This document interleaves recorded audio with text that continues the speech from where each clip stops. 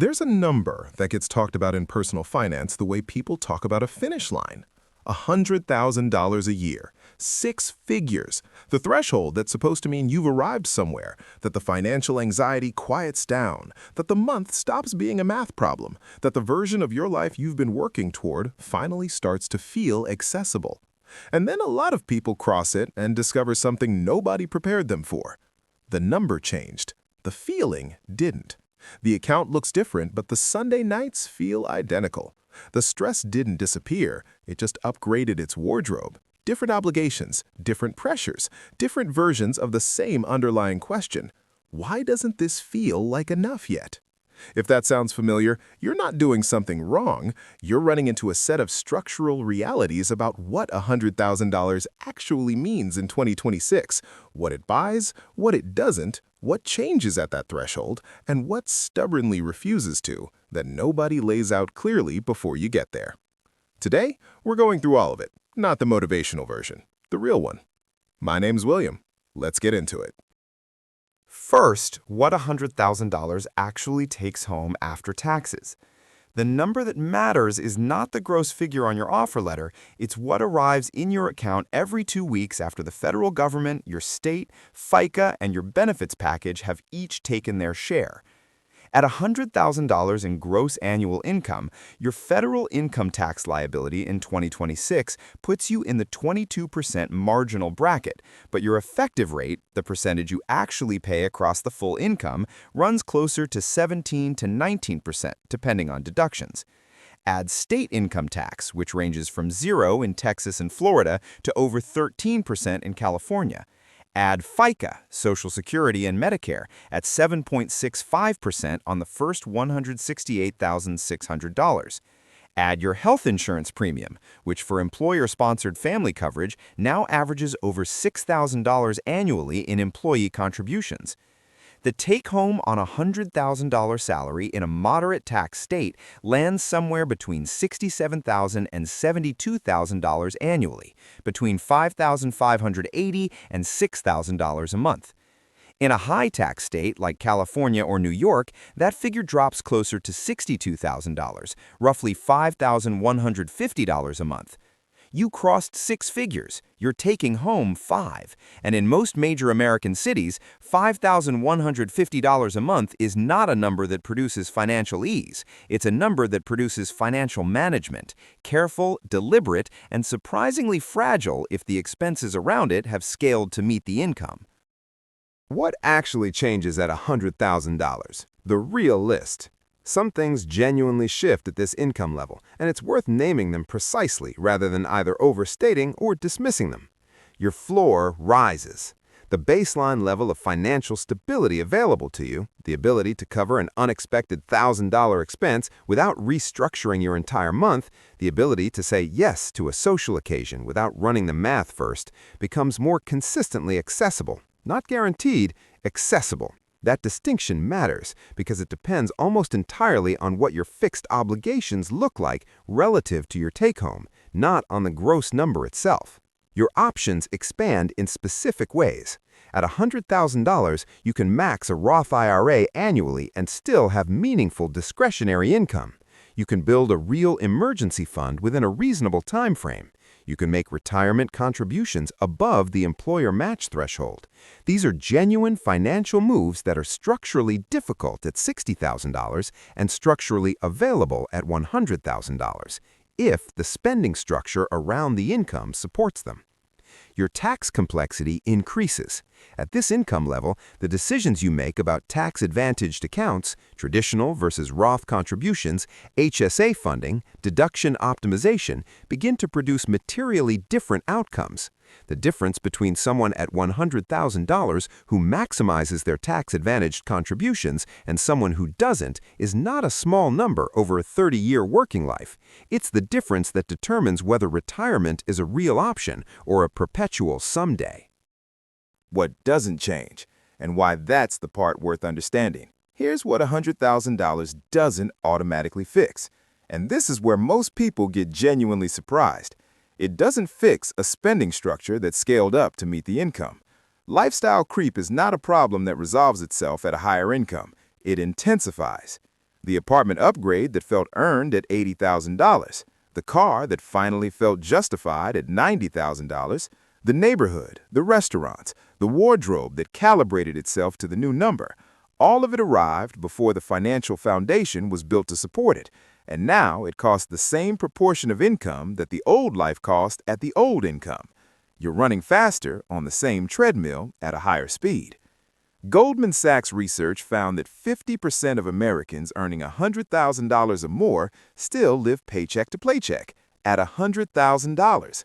The mechanism is not mysterious. Income rose, obligations rose with it.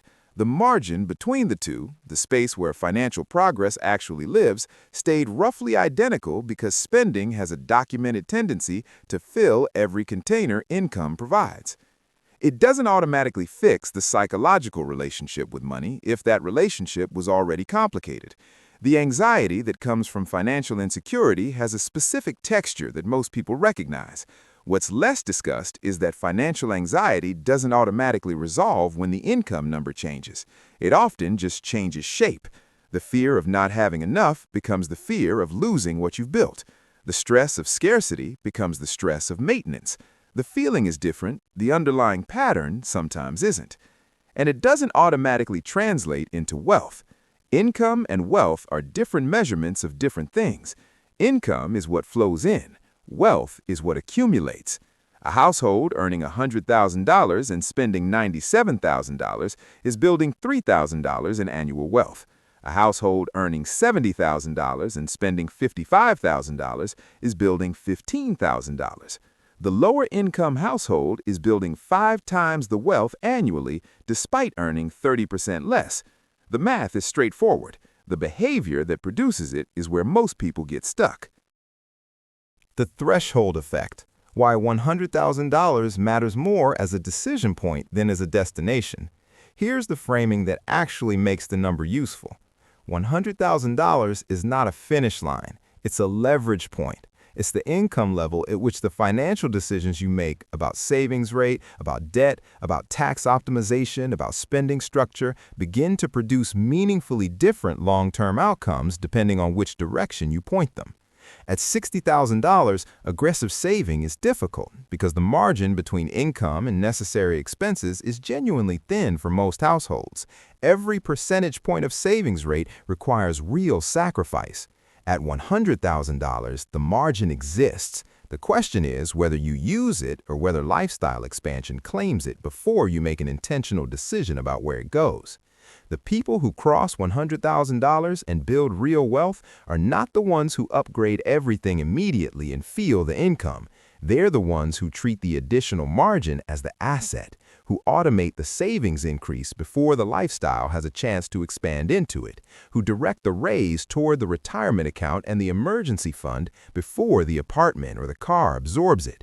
A 15% savings rate at $100,000 gross is $15,000 annually. Invested consistently at historical market returns for 25 years, that single behavioral decision produces approximately $820,000, not from talent, not from market timing, not from any financial sophistication, beyond directing the margin before it disappears into upgraded consumption.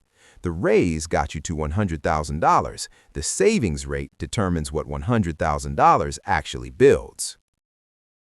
What to do in the 12 months after crossing $100,000. The first move is to automate the savings increase before the lifestyle expands to claim it. The behavioral window between income rising and spending rising to match it is narrow. Research suggests it closes within 3 to 6 months for most households.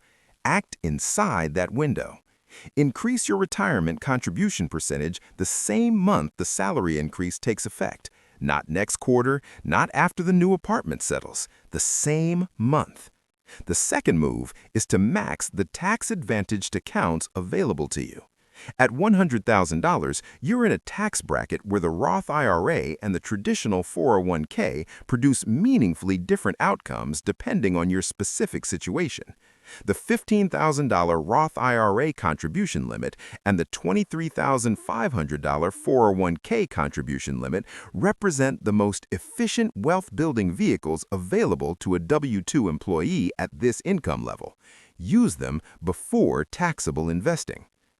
The third move is to audit the fixed obligations that scaled up with your income and ask honestly which ones were upgrades you'd consciously choose again versus upgrades that simply appeared as the income created space for them.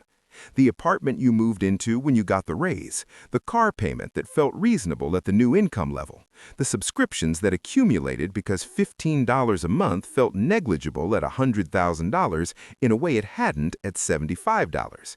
Not all of them are wrong, but choosing them deliberately is different from having them absorb the margin by default. $100,000 is real. The relief it provides is real. The floor it creates is real. None of that is overstated. What's also real is that the number doesn't do the work by itself. It creates the conditions. You still have to make the decisions about savings rate, about spending structure, about what the margin gets pointed at before lifestyle claims it as its own.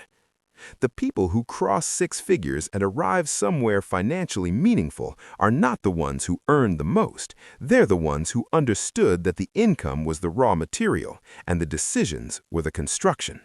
You have the raw material. What you build with it is entirely up to you.